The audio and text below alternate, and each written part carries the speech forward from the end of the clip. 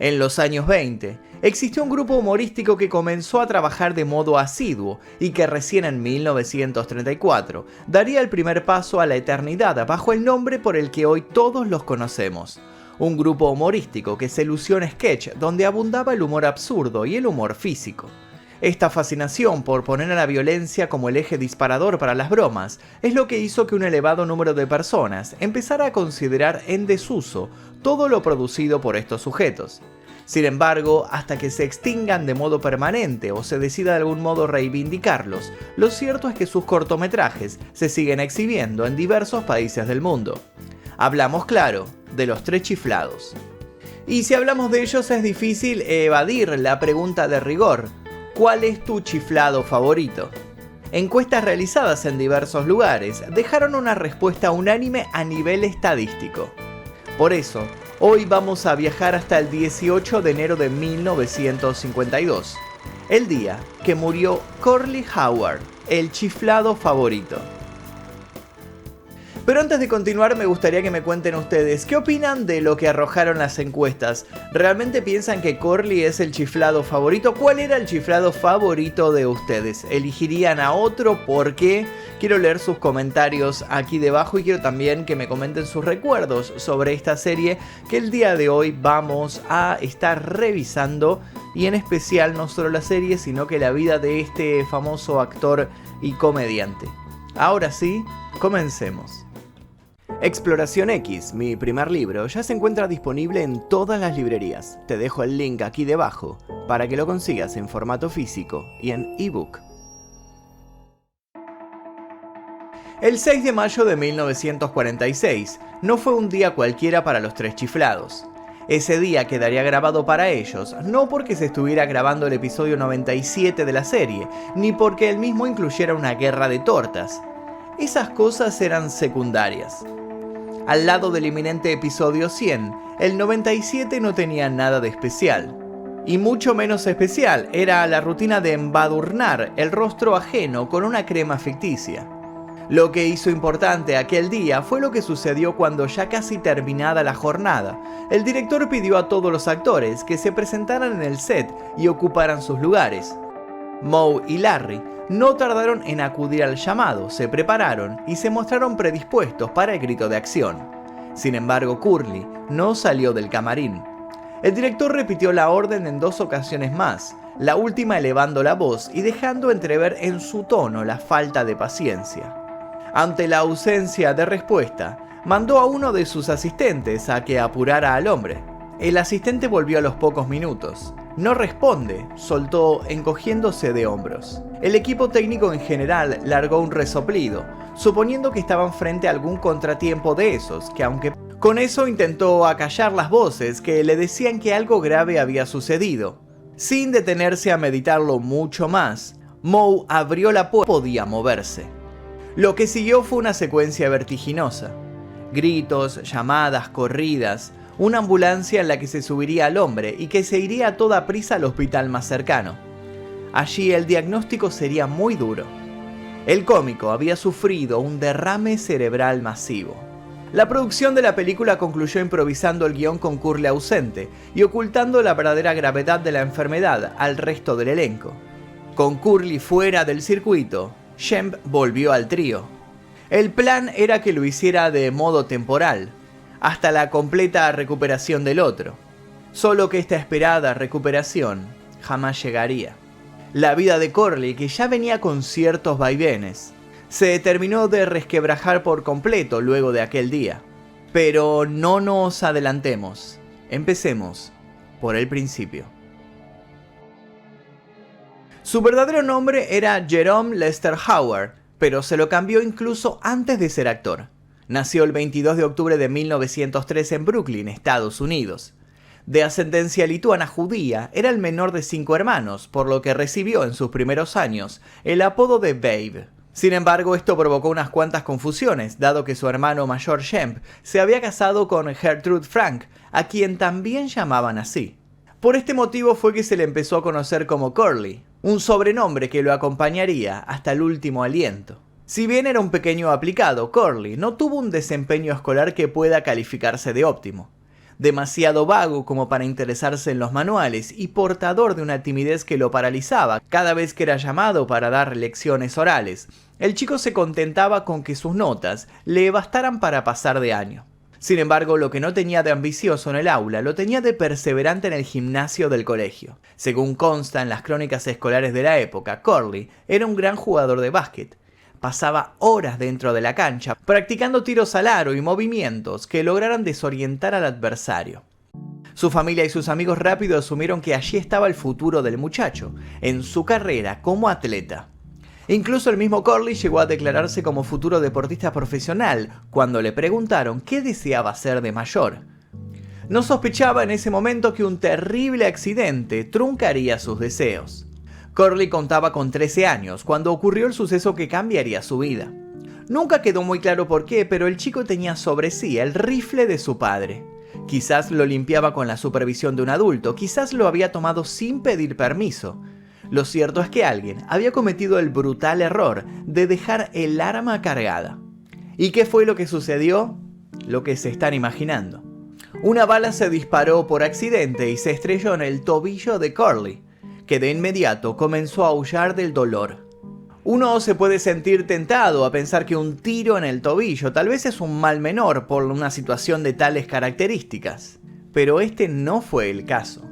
Para cuando llegó al hospital, el chico había perdido una gran cantidad de sangre e incluso se temió por su vida. Cuando por fin lograron estabilizarlo, le hicieron saber a su familia dos cosas de vital importancia. La primera, Curly tendría renguera de por vida. La segunda, iba a tener que renunciar a sus sueños de ser basquetbolista. El golpe fue devastador. Sin embargo, como suelen decir, lo que no te mata te hace más fuerte. Dispuesto a no dejarse ganar por la depresión y alegre por seguir con vida, Curly decidió no lamentarse por lo que no sería y se enfocó en algo que sí pudiera darle un nuevo objetivo a existir. Fue entonces cuando la actuación apareció en su horizonte. Curly dejó la secundaria antes de terminarla y dio sus primeros pasos como acompañante de baile y cantante. Luego de unas cuantas noches subido a los escenarios, decidió que lo suyo sería la comedia, por lo que puso especial énfasis en aprender de sus hermanos, Shemp y Moe, que participaban en el acto de vodevil del actor y comediante Ted Healy. Por esos años, el dúo Horwitz cambiaría su apellido judío al americanizado Howard e incorporarían a Larry Fine como parte del show. Así nacería el primer film de la troupe y las promesas del éxito. Sin embargo, justo en ese momento, cuando la crítica empezaba a tenerlos en cuenta, Shemp, a quien nunca le agradó el comportamiento abusivo en lo económico y laboral de Healy, abandonó el grupo luego de que se le ofreciera un rol cómico secundario en 1932 para Vitaphone. Con él fuera, Moe sugirió a su hermano menor como un sustituto perfecto para el tercer chiflado. Es importante en este momento de la historia remarcar lo siguiente. Para ese entonces, Curly poseía un gran bigote y pelo largo. Ted miró a Curly un largo rato antes de dar su veredicto. No le parecía adecuado que el joven se sumara al equipo cómico. No lo veía interesante físicamente hablando. Ante semejante declaración, Curly le dijo que le diera unos minutos. Cuando volvió, estaba completamente rapado. Con tono desafiante le preguntó si con eso ya era suficiente para entrar. Todos estallaron en carcajadas. La historia de la comedia estaba a punto de cambiar de modo definitivo. Sus hermanos y Ted concordaron en que el apodo Curly, que significa enrulado o con rizos, era el nombre adecuado para el nuevo personaje, que era completamente calvo. La contradicción del nombre con la prominente calva le daba al nombre el asunto que buscaban. En 1934, la Metro-Goldwyn-Mayer se consolidó como una productora. Ted Healy pasó a actuar con bastante éxito como un comediante solitario en varios films. Años más tarde, culpa de problemas emocionales y un feroz alcoholismo lo llevarían a una muerte prematura y confusa. Los hermanos, por su lado, decidieron actuar por su propia cuenta, con el nombre definitivo con el que serían mundialmente célebres: Los Tres Chiflados. El grupo muy pronto se convirtió en la atracción más popular en los cines y teatros de la época. Curly fue, desde el principio, el indiscutido centro de atención. Los comediantes estadounidenses se caracterizaban por una mezcla de géneros. Por un lado, el humor surrealista que surge de situaciones disparatadas y fuera de lo común. A eso le agregaban el slapstick, muy característico de Charlie Chaplin. Más allá de que su nombre está asociado a la serie, Curly también se destacó en el cine. Se cuenta que en un día de filmación de Three Damn Clocks, se cayó por el hueco de un elevador y sufrió una lesión severa en el cuero cabelludo. Su carrera era intensa y su ascenso meteórico. Pero entonces la presión de la fama comenzó a hacer estragos en él. Muchos son los que sostienen que el actor se terminó arrepintiendo de su arrebatado e impulsivo accionar al momento de audicionar para trabajar para sus hermanos. Resulta que raparse el pelo y cortar su frondoso bigote lo afectaron anímicamente. Así como perder su melena hizo débil a Sansón, la ausencia de pelo hizo que Curly perdiera seguridad en sí mismo. Frente al sentimiento de ya no sentirse atractivo para las mujeres, decidió entregarse a otros vicios y abusos. Comenzó a comer y beber en demasía y a derrochar dinero en viviendas, en joyas y en coches. A pesar de que personalmente comenzaba a atravesar un infierno, su talento frente a la pantalla no disminuyó.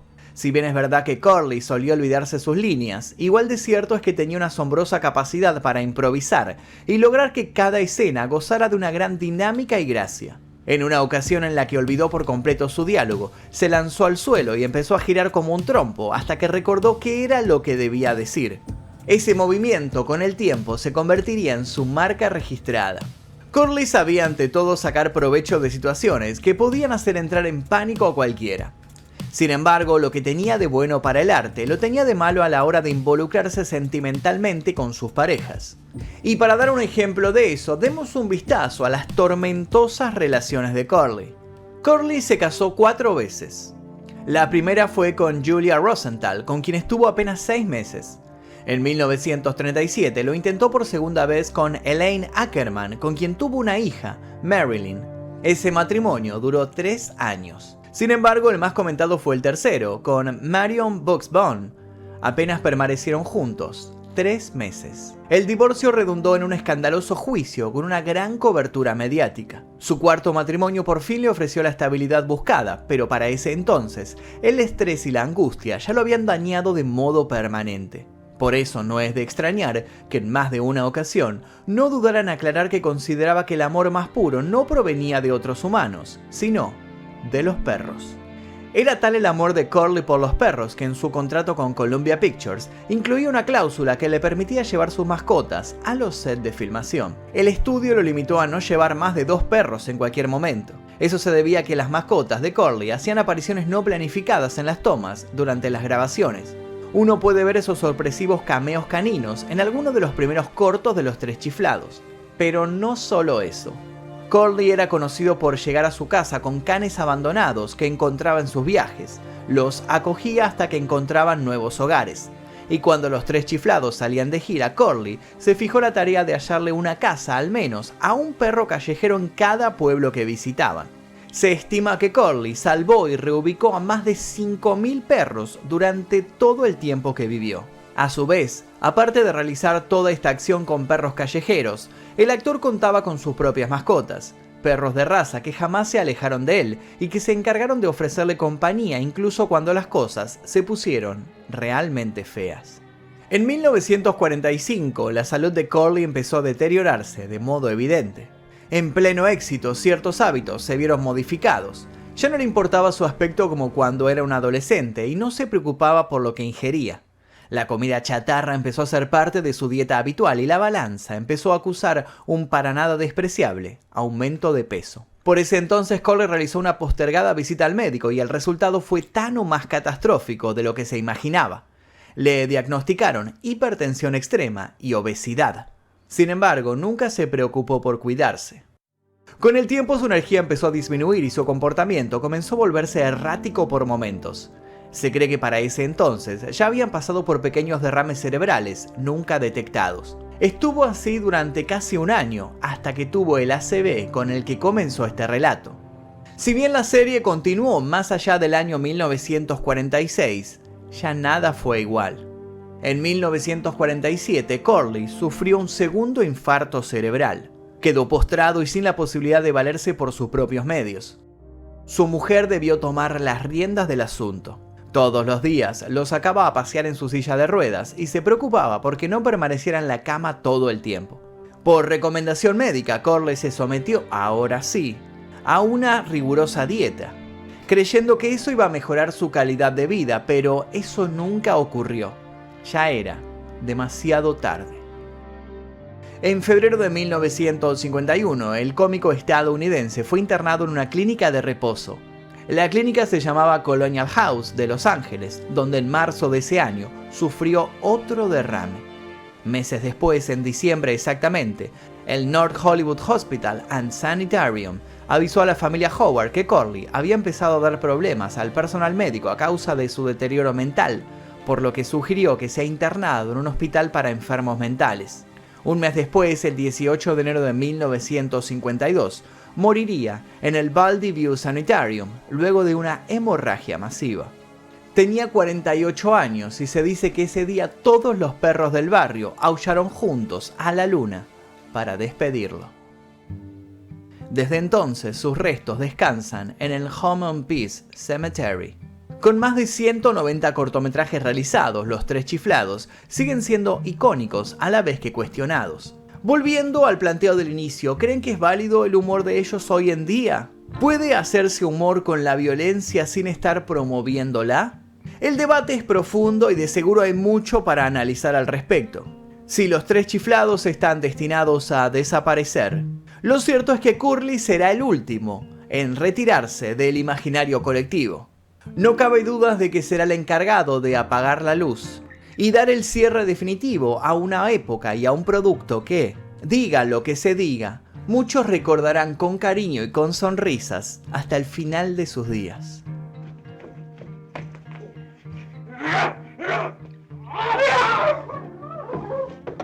Y hasta aquí el video del día de hoy. Quisiera que me comenten aquí debajo cuál fue su chiflado favorito, si era Curly, si era Shemp, si era Moe, si era Larry. A mí personalmente siempre me gustó Shemp porque me gustaba que empezaba sus cortos todo muy bien peinado y siempre terminaba despeinándose con los pelos para cualquier lado y siempre me causaba mucha gracia eso, el pelo en particular de Shemp y la actitud que tenía él. Pero bueno, quisiera también que se sumen a este debate. ¿Piensan que el humor de los Tres Chiflados sigue vigente hoy en día? ¿Que el humor era muy violento y que no se cuestionaba en ese momento? ¿O piensan que está bien? Toda opinión al respecto es completamente válida y vamos a debatir al respecto aquí debajo. Voy a leer todo lo que ustedes vayan poniendo y vamos a estar analizando esta situación en particular. También los voy a leer con sugerencias para posibles futuros videos. Los invito a dejar sus sugerencias aquí debajo. Les voy a dejar un par de videos aquí para que sigan haciendo maratón en este canal. Los invito a suscribirse si todavía no lo hicieron, activar notificaciones. Sin nada más que decir, me despido. Mi nombre es Magnum Mephisto y nos veremos seguramente en el próximo video. Adiós.